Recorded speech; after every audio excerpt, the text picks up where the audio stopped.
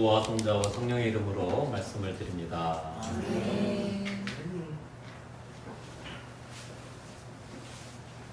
시간에 관련된 말들이 여러 말들이 있는데 이 찰나 이런 얘기 들어보죠. 찰나, 겁, 영겁에 사용할 때 겁 이런 얘기 들었죠. 이게 다 불교에서 나온 시간 단위입니다.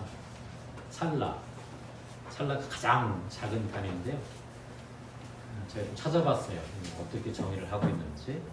가장 짧은 시간인데 이렇게 기록하고 있더라고요. 힘센 장사가, 힘센 남자가 손가락 한 방 탁 튕기는 동안 걸리는 시간 한번 탁, 이거 여기서 끝나는 게 아닙니다.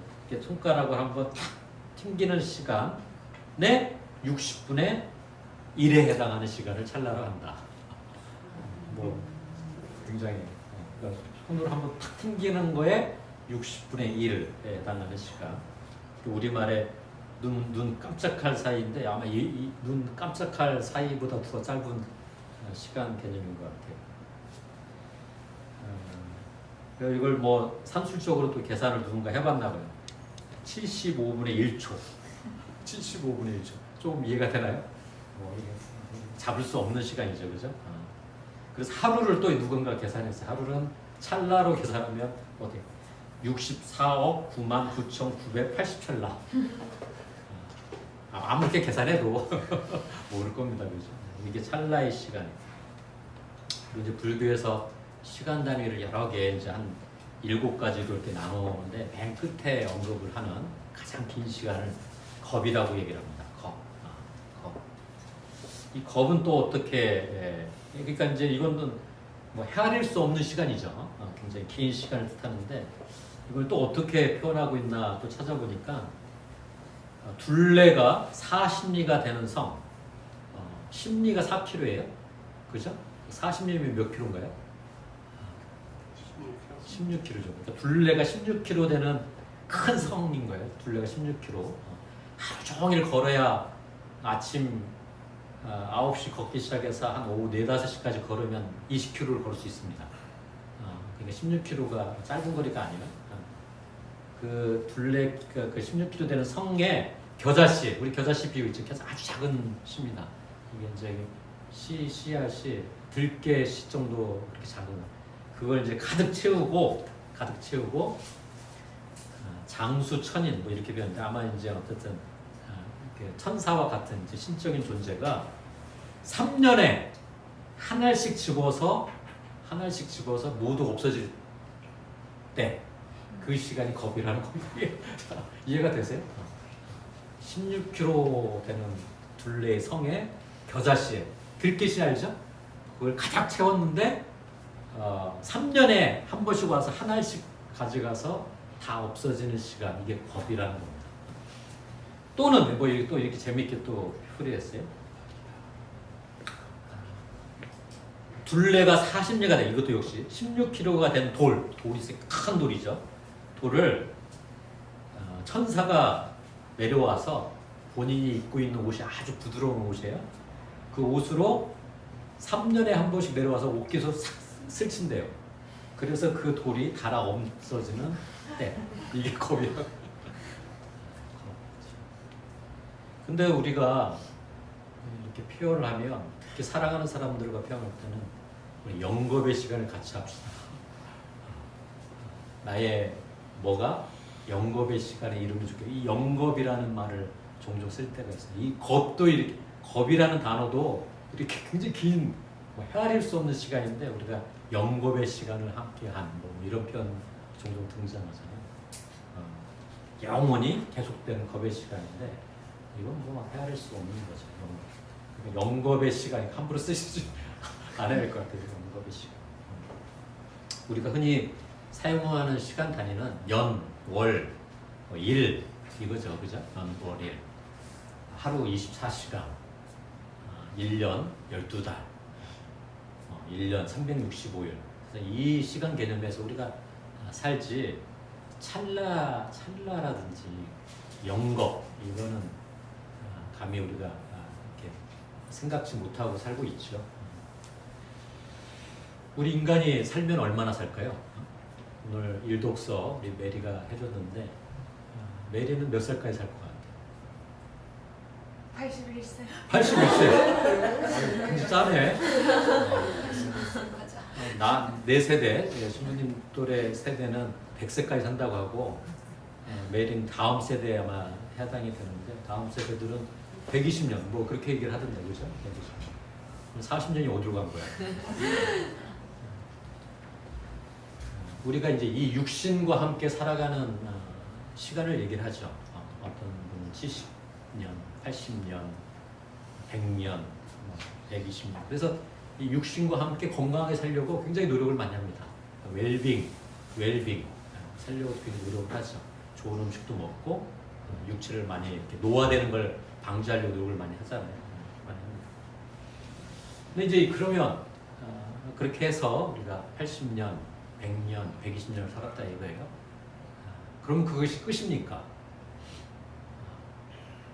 그게 끝인가? 제가 이제 장례식장에 가면 별세한 고인을 두고 이렇게 말씀을 같이 나눕니다. 지금이 끝이 아닙니다. 끝이 아닙니다. 뭐 사이가 만약 별로 좋지 않은 고인하고 사이가 좋지 않으면 이 말하면 굉장히 끝이 아니네, 큰일 났네 이렇게 생각할 수도 있겠죠. 아니면 정말 뭔가 헤어지기 싫어했던 사람은 끝이 아니니까 다행이다 이렇게도 생각할 수 있겠죠. 우리 그리스도인들은 어떻게 바라봐야냐? 우리 그리스도인들은 인간을 정의할 때 육이 있죠. 육이 있으나 우리는 어떤 존재예요? 영적인 존재, 영혼이 있다 우리에게는. 이렇게 고백하는 사람들을 가리켜 그리스도인이라고 얘기를 하는 겁니다. 육은 80년, 100년, 120년 이렇게 가지만 우리 영혼이 사는 시간은 어떻겠습니까? 영혼이 사는 시간. 앞서 영겁의 세월 말을 했지만 글쎄요. 영겁은 아니더라도 겁에 이르는 시간을 살고 있다라고 우리는 고백을 합니다. 우리가 영혼이 그렇다는 겁니다. 영원해라. 그러면 다시 한번 또 이런 질문을 해볼 수 있어요. 우리가 이 육과 함께 80년, 100년, 120년을 잘 살기 위해서 웰빙, 어떤 건강식도 먹고 노화 방지를 위해서 노력을 하는데 이 영혼은 120년 이상 어떻게 시간을 헤아릴 수 없겠죠. 그 시간을 살아가는데 그 영혼을 건강하기 위해서 우리는 어떤 노력을 하고 있느냐. 이 질문을 이제 우리가 던져봐야 하는 것이죠. 영혼의 건강을 위해서 영혼은 원래 건강한 거야. 우리가 신경 안 써도 돼. 그냥 태어나는 순간 아주 좋은 금고를 사가지고 영혼 그 안에 딱 집어넣고 잠궈놓고 나오지 마. 이렇게 하고 죽는 순간 이제 내가 죽었으니까 열어줄게. 이게 영혼이냐? 영혼은 이미 하느님처럼 지고한 존재이기 때문에 그냥 놔둬도 되는 존재냐? 이걸 한번 우리가 질문을 해봐야 하는 것이죠. 오늘 우리에게 들려주는 성경 말씀, 이 갈라디아서 말씀은 저는 이 육뿐만 아니라 이 영혼을 건강하게 하는 길이 무엇인지를 우리에게 얘기해주고 있다고 저는 성경을 읽으면서 깨닫게 됩니다. 육과 함께 우리 영혼을 건강하게 하는 방법, 그게 뭐냐? 제가 그냥 천천히 다시 한번 읽어드리겠습니다. 내 말을 잘 들으십시오. 육체의 욕정을 채우려 하지 말고 성령께서 이끄시는 대로 살아가십시오. 육체의 욕망은 성령을 거스르고 성령께서 원하시는 것은 육정을 거스릅니다. 이 둘은 서로 반대되는 것이기 때문에 여러분은 자기가 원하는 일을 할 수 없게 됩니다. 성령을 따라 사는 사람은 율법의 지배를 받지 않습니다. 육정이 빚어내는 일은 명백합니다. 그러면서 쭉 얘기 나오죠. 음행, 취행, 방탕, 우상숭배, 마술, 원수 맺는 것, 싸움, 시기, 분노, 이기심, 분열, 당파심, 질투, 술주정, 흥청대며 먹고 마시는 것, 그 밖에 그와 비슷한 것들 이렇게 언급을 하고 있어요. 우리가 인간으로 살아가면서 이걸로부터 자유로울 수 없죠. 저도 질투할 때 많고, 저도 뭔가 일을 해나감에 있어서 저거는 우리와 좀 다른데 하면 분열을 일으키기도 하고, 또 성경은 이렇게 얘기를 합니다. 내가 전에도 경고한 바 있지만 지금 또다시 경고합니다. 이런 짓을 일삼는 자들은 결코 하느님 나라를 차지하지 못할 것입니다. 성령께서 맺어주신 열매는 사랑, 기쁨, 평화, 인내, 친절, 선행, 진실, 온유, 그리고 절제입니다. 이것을 금하는 법은 없습니다. 우리가 뭐 많이 들었던 내용이죠. 성령의 열매.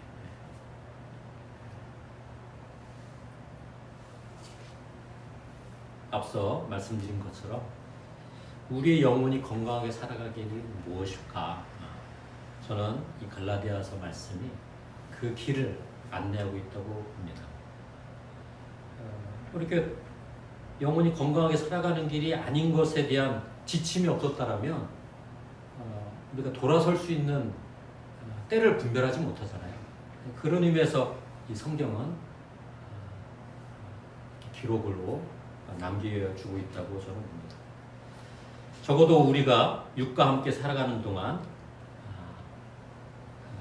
이렇게 건강해질 수 있는, 나의 영혼과 육이 건강해질 수 있는 그 길을 온몸으로 익히고 훈련해 나가는 것이 우리가 이 생을 살면서 해야 할 몫이다. 그래야 육의 죽음을 맞이했을 때 우리의 영혼이 당황하지 않는다. 이 이기심, 분열, 싸움, 이게 우리 육만 관련된 게 아니라는 거죠. 거기에 익숙해지면 우리 영혼도 그걸 닮아가는 것이죠. 그래서 우리 육이 사라졌을 때 그 영혼이 가야 할 길을 잃게 된다. 반대로 그 영혼이 늘 일상적으로 익숙해져야 할 게 과연 뭐냐. 제가 이제 매일 아침에 이제 일어나서 하는 일이 그냥 아침 묵상글을 작성을 합니다. 그러면서 또 역시 거기다가 이렇게 하나 이렇게 토를 다는 게 있어요. 그러면 아침마다 프란시스 회가 있는데 제속회라고 있어요. 제속회.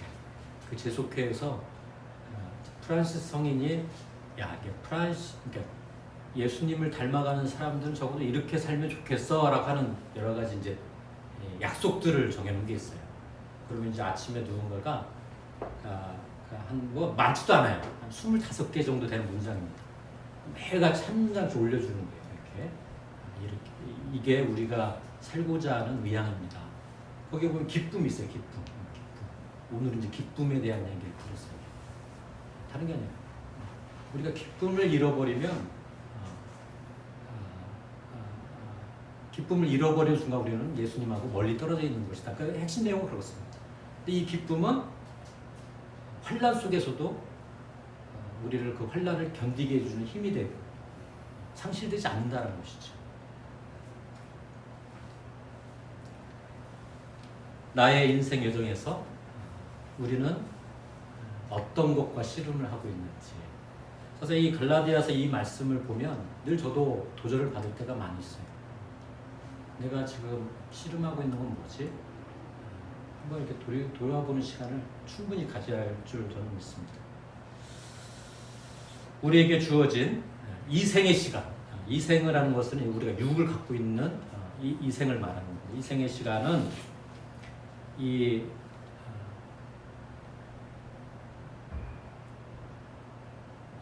오늘은 이제 성령을 강조했지만 그 성령이 결국 강조한 건 뭐냐면 하느님 나라 시민으로서 우리가 어떻게 살아가야 하는지를 강조하는 거거든요.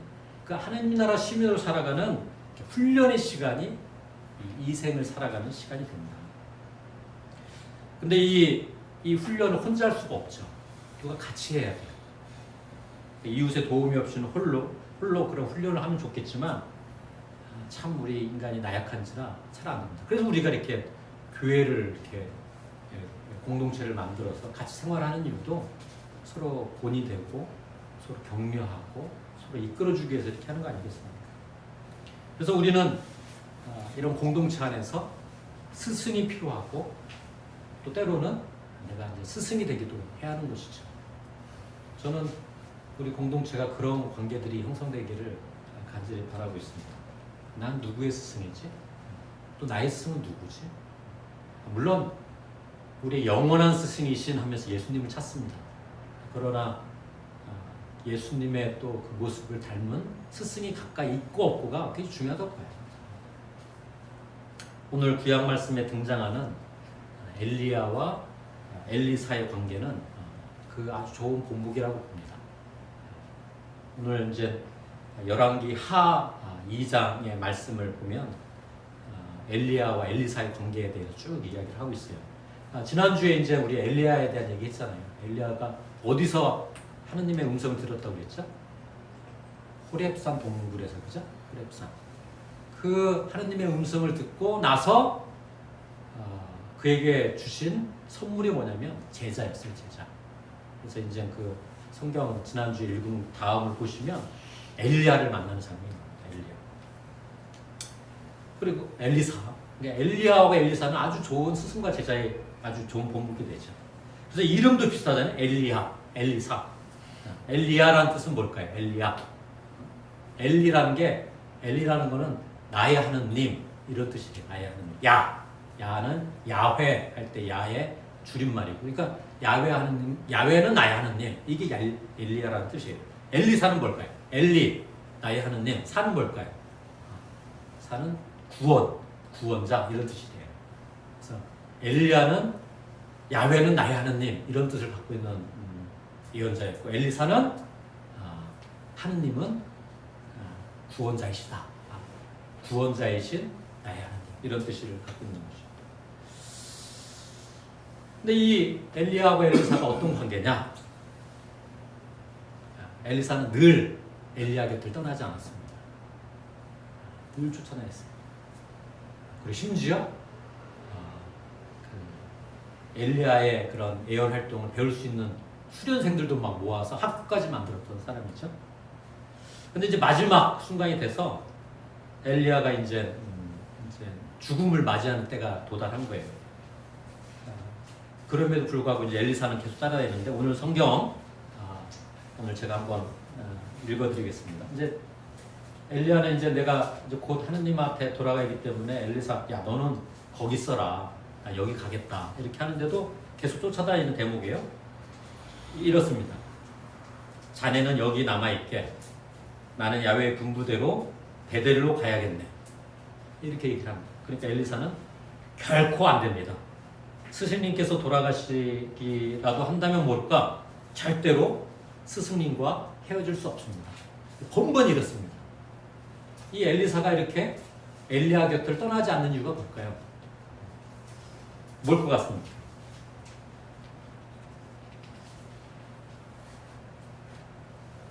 그것은 엘리야가 가지고 있는 것을 다 물려받기 위해서 그랬던 겁니다. 그래서 또 이렇게 성경은 이렇게 기록을 하고 있어요. 이제 엘리야가 엘리사에게 묻습니다. 이렇게 자꾸 따라다니니까, 야훼께서 이제 나를 데려가실 터인데 내가 자네를 두고 떠나기 전에 무엇을 해주면 좋겠는가 말해보게. 이렇게 하니까 엘리사가 이렇게 청합니다. 스승님이 남기실 영검에서 두 몫을 물려주십시오.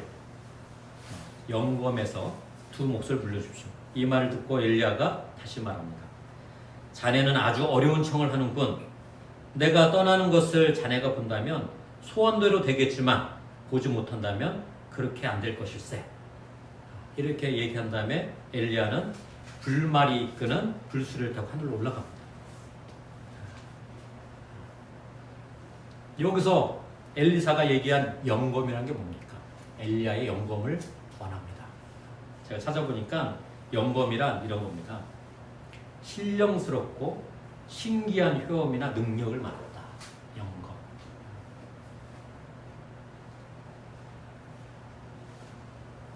엘리야가 가지고 있는 성령의 능력을 그대로 저희가 물려받고 싶습니다. 이걸 간절하게 표현을 했던 것이죠. 그래서 이제 불수레를 타고 쭉 올라갈 때 엘리야의 옷이 떨어집니다. 그리고 엘리사가 그 옷을 줍죠. 그리고 그것으로 요단강을 탁 치니까 요단강이 다 갈라지는 기적도 일어납니다. 그러니까 그 주변에 있던 수련생들이 엘리사가 드디어 엘리야의 영검을 물려받았구나 이렇게 되는 것이죠.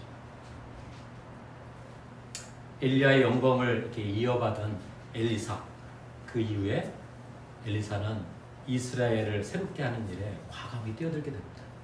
산속에서만 기도하는 것이 아니라 혁명을 일으키는 데 뛰어들어서 새로운 이스라엘을 세우게 되게 되죠. 앞서 저는 하느님 나라의 시민으로 살아가는 훈련이 우리가 필요하다는 것을 말씀드렸습니다.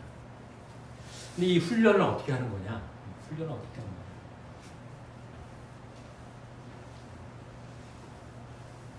훈련을 할 때 어떻게 해야 되는 것이냐? 저는 이렇게 말씀드리고 싶습니다. 하느님 나라를 세상의 것과 흥정하면서 훈련할 수는 없다. 이왕 하느님 나라의 가치를 쫓는 존재로 살고자 했다라면, 이왕 그렇게 마음을 먹었다라면 자꾸 뒤돌아보지 말자. 이겁니다. 엘리야가 엘리사를 부르는 내용이 있어요. 그 열왕기상 19장 19절에 있는데, 엘리사는 굉장히 분홍이었습니다. 황소를 가지고 밭을 갈 정도였으니까 이렇게 밭을 밟고 있는데 엘리야가 지나가면서 이제 부르죠. 나를 따라라. 그러니까 엘리사가 이렇게 얘기합니다. 부모님께 작별 인사를 한 후에 당신을 따라가겠습니다. 허락하여 주십시오. 이렇게 얘기합니다. 당연한 거 아니겠어요? 그러니까 엘리야는 어떻게 했겠어요? 안 돼. 그렇게 얘기하지 않고, 그래, 어서 가서 작별 인사하고 와. 그래서 엘리사는 집에 가서 작별 인사를 하는데, 어떻게 작별 인사를 하냐고 하냐면, 성경에 이렇게 자기가 몰던 황소를 잡아서 또 쟁기는 다 부수고, 쟁기를 부숴야 땔감이 생길 거 아니에요. 땔감으로 해서 그 고기를 구워가지고 가족들과 주변에 있는 사람 다 먹입니다. 이게 뭡니까? 내가 가지고 있는 거 이제 없애는 거죠. 없애고 엘리야를 따라 나섭니다. 엘리사는 엘리야를 만나서 비로소 이 육을 가지고 있는 이 생뿐만 아니라 영겁의 세월을 향한 하느님 나라 시민의 길에 이제 들어선 거죠. 그러니까 세상의 것에 대한 과감한 결단이 이루어질 수 있었던 거라고 저는 봅니다. 엘리야는 엘리사가 가족과 이웃들과 작별 인사하는 것을 이제 허락을 했죠. 근데 오늘 복음 말씀을 보면 예수님은 엘리야와는 다릅니다. 더 단호해요. 허락하지 않습니다. 오늘 누가복음 9장 57절 이하의 말씀 이런 거죠. 예수의 일행이 길을 가고 있을 때 어떤 사람이 예수께 저는 선생님께서 가시는 곳이면 어디든지 따라가겠습니다. 이렇게 말을 합니다. 그러니까 예수님이 그 사람에게 나를 따라오너라 하고 말씀을 하시죠. 그러자 그는 선생님 먼저 집에 가서 아버지 장례를 치르게 해 주십시오 하고 청합니다. 그러니까 예수님이 어떻게 얘기를 하시나요? 죽은 자들의 장례는 죽은 자들에게 맡겨두고 너는 가서 하느님 나라의 소식을 전하여라. 이렇게 장례 치른 것은 그 사람들에게 맡겨놓고 따라라 이렇게 얘기를 한 거잖아요. 또 오늘 복음 말씀은 또 이렇게 기록을 하고 있어요. 어떤 사람이 또 선생님 저도 선생님 따르겠습니다. 따라라. 근데 이제 이렇게 하는 거죠. 먼저 가서 식구들과 작별 인사를 나누게 해주십시오. 그러니까 예수께서는 또 뭐 어떻게 얘기합니까? 쟁기를 잡고 뒤를 잡고 돌아보는 사람은 하느님 나라에 들어갈 자격이 없다. 굉장히 불편한 말씀들입니다. 그렇지 않나요? 제가 서두에 불편함을 우리는 어떻게 받아들여야 하느냐. 이 말씀을 들으면 야, 이거 하느님 나라 시민으로 살아가는 게 쉬운 일이 아니네. 난 못해. 이렇게 반응도 볼 수 있는 거 아니겠습니까? 엘리사가 황소 2마리를 잡아서 가족들과 이웃, 황소는 농사 짓는 데서 굉장히 중요한 겁니다. 그걸 다 처분하는 거거든요. 그리고 엘리야의 길을 쫓았습니다. 물론 가서 작별 인사하는 걸 허락을 했지만 저도 굉장히 이것도 어렵다고 봅니다. 이것도 어려운 거죠. 그러나 예수님은 더 나아가서 장례식도 치르지 못하게 하고 가족과 작별 인사를 하는 것도 아마 예수님의 상황은 더 긴박한 상황이겠죠. 그죠?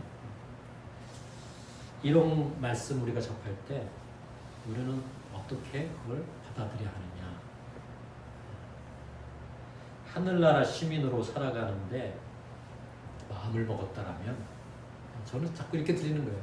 이왕 하느님 나라 시민으로 살고자 한다라면 그 영겁의 세월을 준비해 나간다고 하면 세상의 가치에 자꾸 미련 갖지 마라. 미련 갖지 마라.